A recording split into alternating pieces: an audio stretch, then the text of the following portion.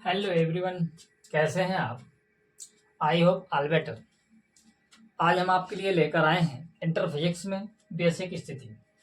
Basic स्थिति जिन जिन विद्यार्थियों को बेसिक स्थिति फिजिक्स की भली भांति नहीं बन पा रही है, उनके लिए फिजिक्स थोड़ा ना कहीं से बेटा टफ नजर आती है। तो हम चाहेंगे कि आपकी बेसिक स्थिति बेटर से बेटर हो, ताकि आपको फिजिक्स में भी मजा आने लगे अन्य सब्जेक्टों की भांति। बेसिक स्थिति में क्या क्या लगता है, क्या क्या आपको सीखना है, थोड़ा सा बायोलॉजी वर्क, विशेषकर बायो वर्ग के जो विद्यार्थी रहते हैं उनको भली भांति दिक्कत होती है, क्योंकि फिजिक्स एक मैथमेटिक्स से रिलेटेड सब्जेक्ट है। तो बेसिक स्थिति में हम सबसे पहले ध्यान में रखते हुए बायोलॉजी वर्ग के सारे विद्यार्थियों को देखते हुए हमें बेसिक स्थिति को कंप्लीट करेंगे। सारे के सारे विद्यार्थी इस स्थिति को समझें, अपने दोस्तों तक ज़्यादा से ज़्यादा शेयर करें, लाइक तथा कमेंट्स जरूर करें। क्या है बेसिक स्थिति में? सबसे पहले आप पढ़ेंगे समाकलन। सबसे पहले एक नाम आएगा समाकलन। समाकलन करने के लिए आता है। समाकलन का चिन्ह क्या रहने वाला है? चिन्ह रहने वाला है इस तरीके का। एक रहेगा अवकलन। अवकलन का चिन्ह क्या रहने वाला है? अवकलन का चिन्ह रहने वाला है d/dx। दो चिन्ह आपको देखने को मिलेंगे। ज्यादातर आपको समाकलन रहेगा। समाकलन में पहले समाकलन के सारे फार्मूले आप देख लेते हैं, जो आपको आवश्यकता पड़ने वाली है। समाकलन में क्या आवश्यकता पड़ने वाली है, इस पर जरा गौर करें। समाकलन में सबसे पहला फार्मूला सूत्र आएगा, समाकलन का सूत्र सबसे पहले आने वाला क्या है? इसको इंटीग्रेशंस बोलते हैं। x⁴n dx। फार्मूला क्या बनना है? फार्मूला बनता है x⁴n+1 बटा n+1। मैथ के हिसाब से चलेंगे तो कांस्टेंट जुड़ता है, लेकिन फिजिक्स में आपको ये लगाने की जरूरत नहीं पड़ना है। लेकिन जब जो विद्यार्थी मैथ वर्ग में हैं उनको ये देखने को मिलेगा कांस्टेंट की सहायता से समाकलन को हम सॉल्व करेंगे, कोई दिक्कत नहीं। इसके बाद दूसरा फार्मूला क्या आएगा? इसी का दूसरा फार्मूला आता है dx, लिखा है केवल और केवल इसकी वैल्यू आएगी x+c। सिंगल राशि रहेगी तो x निकलेगा। बाई स्थिति के अनुसार जैसे आपका dx है, यदि स्थिति मैं बदल दूं, मैं dp कर दूं, तो क्या निकल के आएगा? p+c। कांस्टेंट मैंने बताया जरूरत नहीं है बायोलॉजी वर्ग के लिए फिजिक्स में, बट मैथ में जरूर रहने वाला है, इसीलिए हम केवल बायोलॉजी फिजिक्स के हिसाब से इनको कंसीडर नहीं कर रहे हैं। अब आपको क्या पढ़ना है? इसी का फार्मूला एक पढ़ेंगे आप। समाकलन में थोड़ा सा और पढ़ें, मोस्टली रहने वाले हैं ये आपका, मोस्टली रहने वाले हैं। क्या है? समाकलन आप sin x का करेंगे dx। समाकलन आप किसका करेंगे? sin x का।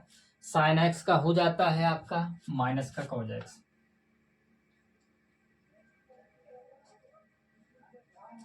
इसी प्रकार से आप समाकलन के cos x का करेंगे dx, हो जाएगा आपका sin x। यस, सभी विद्यार्थी समझ पाए होंगे। sin x का समाकलन आपका माइनस का cos x का समाकलन sin x। अब आपको क्या करना है? अब आप अवकलन के लिए थोड़ा सा फार्मूला देखेंगे। आप क्या देखेंगे अवकलन के लिए? अवकलन के लिए देखेंगे आप सबसे पहले आपका अवकलन में आएगा अवकलन में सबसे पहले फार्मूला आएगा x power n d upon d x. आप इसको ऐसा भी लिख सकते हैं भाई, d upon d x, x power n का आप समाकलन करेंगे तो आपका निकल के आएगा जो घात होती है एक्स में, आगे आ जाएगी एन, एक्स जो का त्यों रहेगा, जो घात उसमें एक घट जाएगा। इसी प्रकार आप करेंगे डी अपॉन डी एक्स, केवल अंक 1 लिखा हो यदि, आपका हो जाएगा 0। समझना भाई थोड़ा सा, यहाँ पर dx लिखा था, गुणांक 1 माना जाता, लेकिन समाकलन में क्या निकला था, x निकला था।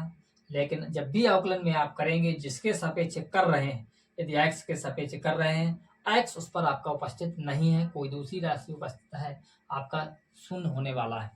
केवल नियतांक को छोड़कर यदि आप नियत राशि मान लेंगे तब उसका समाकलन अवकलन 0 नहीं होगा, अन्यथा ओवरऑल आपका 0 ही रहने वाला है।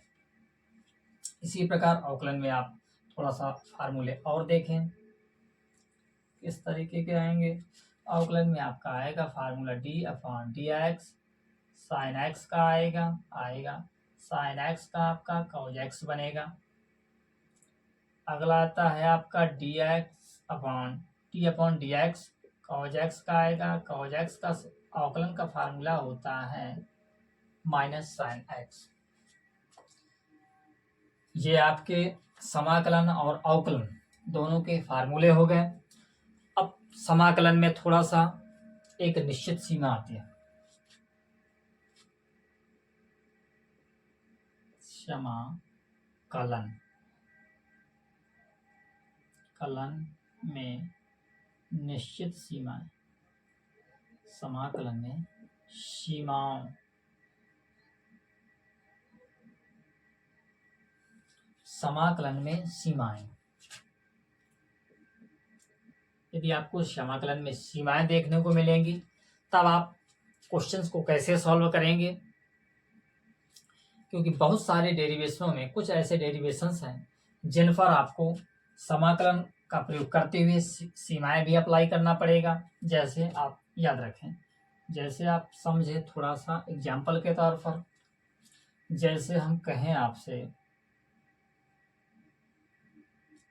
इंटीग्रेशन समाकलन में सीमाएं तो आपको 2 प्रकार की देखने को मिलेंगी। सबसे पहले एक रहेगी निम्न सीमा,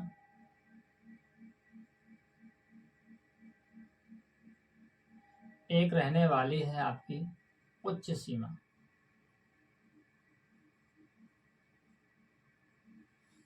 निम्न सीमा हमेशा नीचे रहेगी समाकलन के, और उच्च सीमा हमेशा कहाँ रहेगी, ऊपर, आपको ऊपरी भाग पर देखने को मिलेगी। अप्लाई कैसे करते हैं जरा ध्यान दें। फॉर एग्जाम्पल के तौर पर आप समझें, जैसे हमने एक समाकलन दे दिया आपको, समाकलन में जैसे लिखा है आपका एक्स डी एक्स, सीमाएं हैं आपके पास 2 रख दी हमने। जैसे एक्स 2 से 2,4, एक्स की 2 वैल्यू हैं, एक एक्स का मान 2 है, एक एक्स का मान 4 है।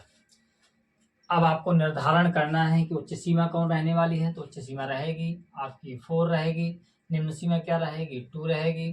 अब इसको सॉल्व करेंगे आप, किस तरीके से सॉल्व करेंगे, सॉल्व आप करने वाले हैं, आप देख पा रहे हैं एक्स डी एक्स, यहाँ पर कितनी घात मानी जाएगी, यहाँ पर 1 घात मानी जाएगी। सभी विद्यार्थी समझते हैं। फार्मूला कौन सा लगना शुरू हो गया, एक्स पावर एन वाला। फार्मूला क्या लगेगा, आपका फार्मूला लगा इंटीग्रेशन। आप जैसे सॉल्व करेंगे, क्या सॉल्व करेंगे, 4 to x पावर 1 dx। मैंने आपको समझाने के लिए 1 किया, आपको आप में पहले से उसमें घात थी नहीं। अब आप सूत्र कौन सा प्रयोग करेंगे, सूत्र प्रयोग करेंगे integration x power n dx। क्या होता है इसका फार्मूला, होता है x n+1 बटा n+1। x में कितनी घात है, 1, तो आप क्या लिखेंगे, x जो कहते हो, कितनी घात है 1 जो कहते हो, इसमें क्या जुड़ना है, 1 जुड़ेगा, बटा क्या रहना है, एन मतलब कितनी घात 1/1। आप सीमाएं लिख देंगे। सीमाएं क्या हैं, पहले उच्च सीमा लिखेंगे आप, फिर आप लिखेंगे निम्न सीमा। उच्च सीमा और निम्न सीमा अभी आपकी ये अप्लाई नहीं हुई है। अप्लाई कैसे करते हैं, पहले इसको क्वेश्चन को थोड़ा सा सॉल्व करते हैं। सॉल्व करेंगे थोड़ा और, एक्स की पावर क्या बना, एक्स की पावर बनेगा 2, 1 कितना हो गया 2 हो गया, बटा रहेगा 2 उच्च सीमा निम्न सीमा। आप अप्लाई करेंगे तो आप क्या करेंगे भाई, 2 पर ये सीमाएं अप्लाई नहीं होना, केवल चर राशियों पर सीमाएं अप्लाई होना है। तो आप 2 को क्या करेंगे भाई, बाहर कर लेंगे, क्या बचा x की पावर 2 उच्च सीमा निम्न सीमा। इसको जैसे अप्लाई करेंगे आप, स्थिति क्या बनने वाली है, स्थिति बनने वाली है 1/2 x की जगह पर आप क्या रखेंगे, x की जगह पर आप रखेंगे पहले 4, घात क्या बनना है 2। पहले आप रखते हैं उच्च सीमा, उच्च सीमा रखने के बाद आप चिन्ह कौन सा प्रयोग करेंगे, आप चिन्ह प्रयोग करेंगे माइनस।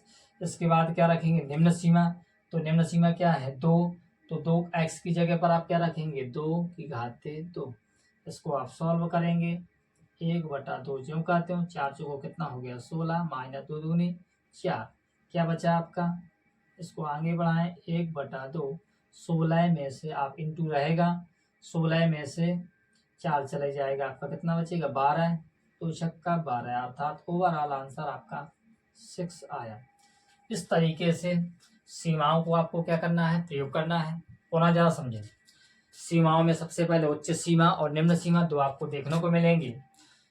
पहले आप रखेंगे उच्च सीमा, उच्च सीमा के बाद आप प्रयोग करेंगे चिन्ह माइनस का, इसके बाद आप रखेंगे निम्न सीमा। रखना कहाँ होता, हमेशा चर राशियों में ही रखेंगे, अंकों पर अप्लाई सीमाएं होने वाली नहीं है। एक एग्जाम्पल के थ्रू मैंने इसको समझाया आपको। इसके बाद कुछ और महत्वपूर्ण सूत्र आप देखते हैं, इसको जब तक आप स्क्रीनशॉट ले लें। खासकर मैं बार बार बता रहा हूँ, बायोलॉजी वर्ग महत्वपूर्ण सूचना उनके लिए, इन सूत्रों को याद रखें, समझें और इस तरीके के क्वेश्चंस को थोड़ा सा करने का प्रयास करें ताकि किसी भी प्रकार की कोई दिक्कत ना हो। अब क्या स्थिति आने वाली है, अब स्थिति आने वाली है आपकी थोड़ा सा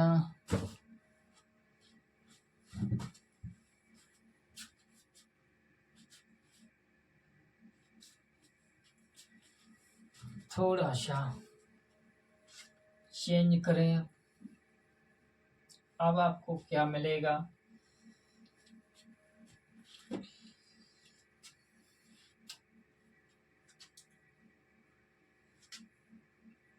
आपको फिजिक्स पर गुणनखंड देखने को मिलेंगे।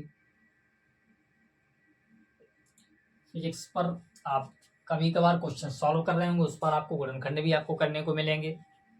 गुणनखंड सभी विद्यार्थियों से बनते होंगे, जिन विद्यार्थियों से नहीं बनते मुझे कमेंट्स करके जरूर बताएं, उन्हीं के लिए मैं एक गुणनखंड का टॉपिक लेकर आऊंगा।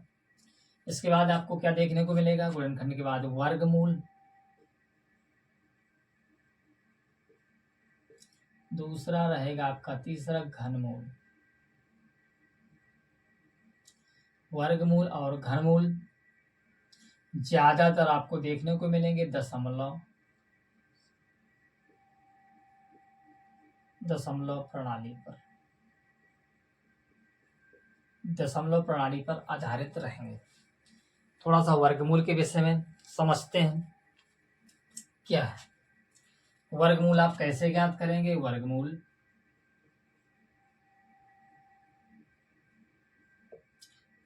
में आप दो अंकों के जोड़े बनाएंगे, अंकों के जोड़े बनाएंगे आप।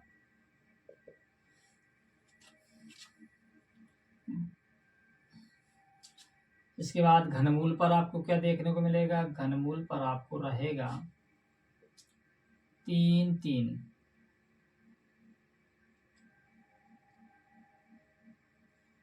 3, आप ऐसे लिख सकते हैं 3 3 अंकों के जोड़े, अंकों के जोड़े। आपको बनाने पड़ेंगे घनमूल के लिए। चिन्ह क्या रहने वाला है, वर्गमूल का जो चिन्ह रहने वाला इस तरीके से देखने को मिलेगा आपको। घनमूल को जो चिन्ह रहेगा इस तरीके से देखने को मिलेगा।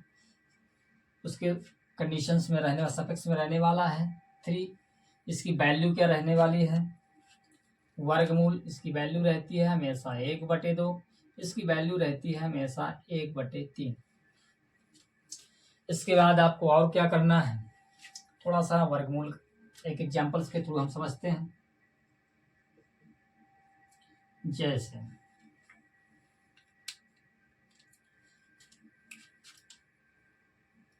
जैसे हम कुछ एग्जांपल्स के थ्रू हम समझें भाई क्या किया जाए।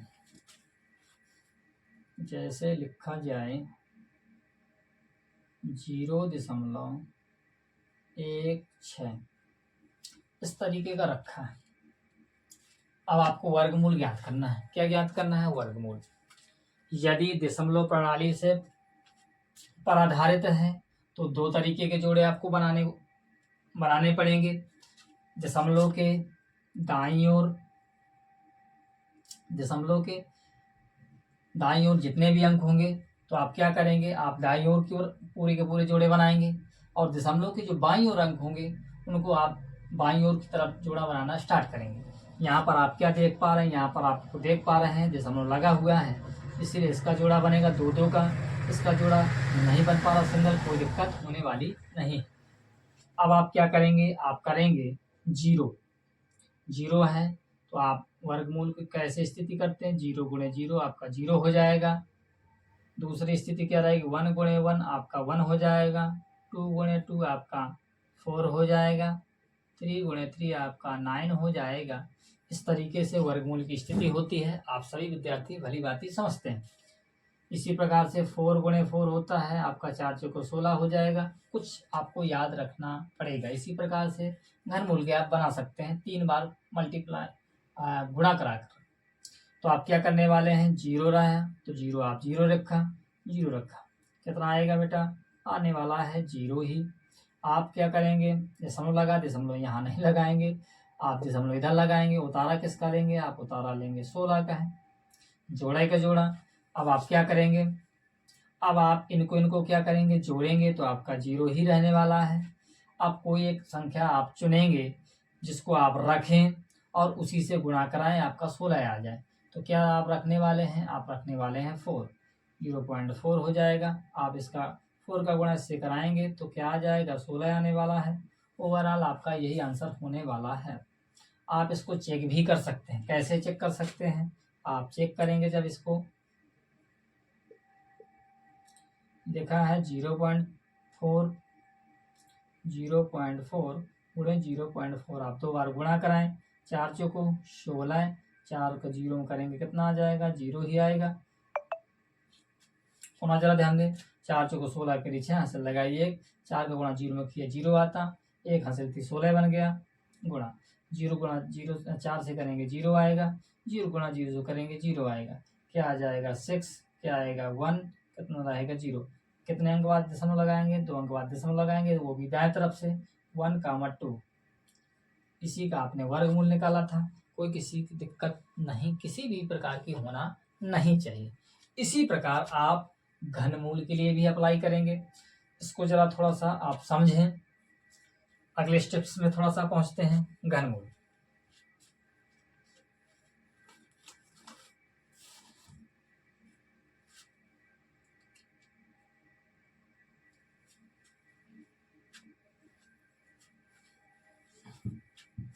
इनको जरा अरेंज करें। अरेंज करने के बाद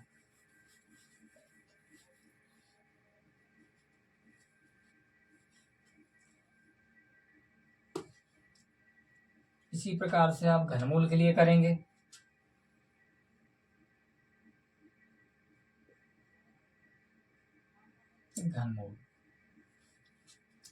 घनमूल जैसे आप कर दें, इस तरीके का लिखा आ जाए आपका 0.07।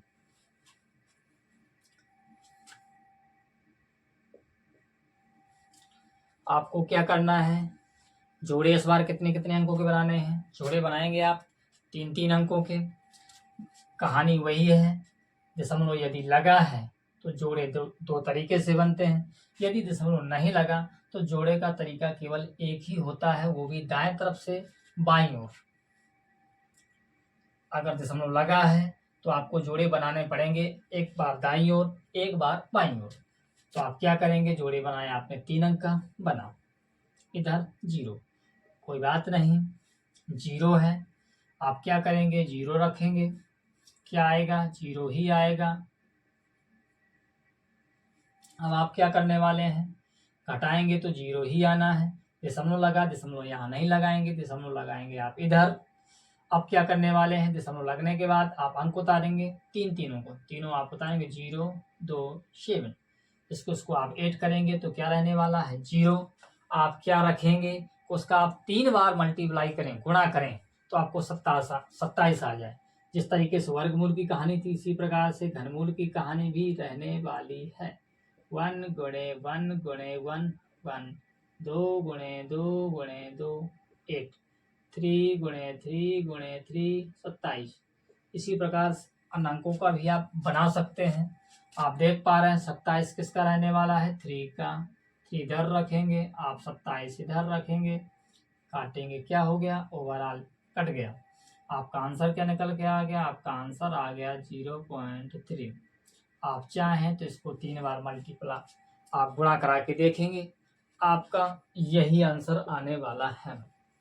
तो मुझे उम्मीद है ये वर्गमूल और घनमूल जो बेसिक स्ट्रक्चर थे ये भी आप समझ पाए होंगे। अब आपको अन्य चीजें क्या देखने को मिलनी है, अब आपको अन्य चीजें देखने को मिलनी है, कुछ सूत्र और हैं। साइन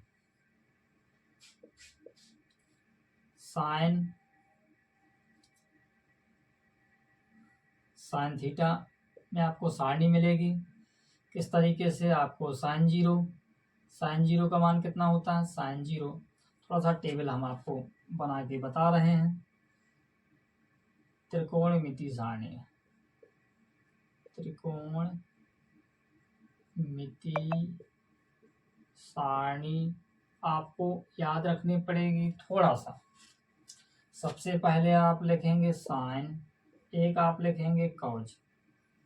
क्या रहने वाला है, जरा ध्यान दें, स्थिति क्या रहना है, स्थिति रहनी है आपकी, पहले आप क्या करेंगे भाई, एंगल एंगल एंगल एंगल। अब आप करेंगे भाई कोण की स्थिति, कोण आपका रहना है पहले 0 अंश, दूसरा क्या रहना है आपका 30 अंश, 45 अंश। इसी प्रकार से आपका क्या रहना है 60 अंश। करें थोड़ा इसको और,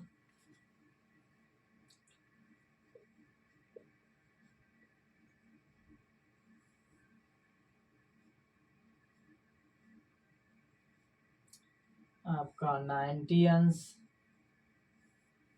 देखने को मिलना। साइन 0 का मान 0 होता है, साइन 30 1/2 होता है, साइन 45 आपका 1/√2 होता है, साइन 60 का मान √3/2 होता है, साइन 90 का मान 1 होता है। इसी प्रकार इसको आप पलटा दें, कॉज 90 का मान 1 है तो कॉज 0 का मान क्या हो जाता है, 1 हो जाता है। कॉज 30 का मान क्या हो जाएगा, आप पीछे से लिखना शुरू करेंगे। साइन 90 का मान 1 था तो कॉज 0 का मान 1, उल्टा कॉज 30 का मान पीछे से लिखेंगे √3/2, साइन 45 का मान 1/√2, 60 का मान 1/2, साइन कॉज 90 का मान आपका क्या हो जाएगा 0। मैक्सिमम से मैक्सिमम त्रिकोणमिति में दो ही सारणी में दो ही आपको साइन देखने को मिलेंगे, एक तो मिलेगा साइन, एक मिलेगा कॉज। इनके आपको ज़्यादातर मान याद रखने पड़ेंगे ताकि जो फिजिक्स है आपको थोड़ा सा बेहतर समझ में आ सके।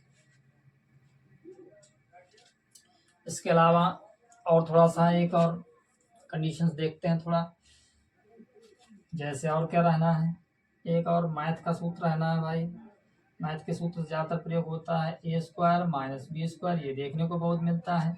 क्या मिलेगा, एक कोष्ठक में जुड़ेगा, एक कोष्ठक में घटेगा।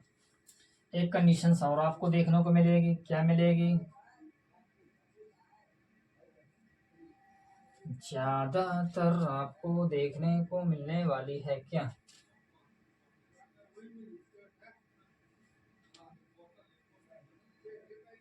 ए स्क्वायर धन बी स्क्वायर माइनस 4ab,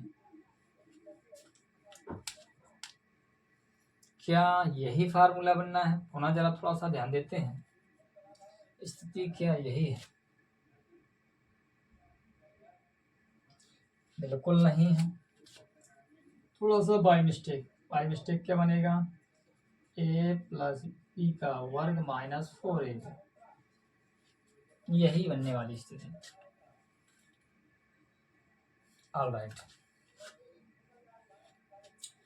इस तरीके से कुछ मैंने बेसिक स्ट्रक्चर, बेसिक स्थिति आपको फिजिक्स पर बताई। मुझे उम्मीद है आपको समझ में आया होगा। मिलते हैं एक इसी प्रकार के अगले, इसी तरीके के अगले वीडियो के साथ। जब तक बेस्ट ऑफ लक, धन्यवाद।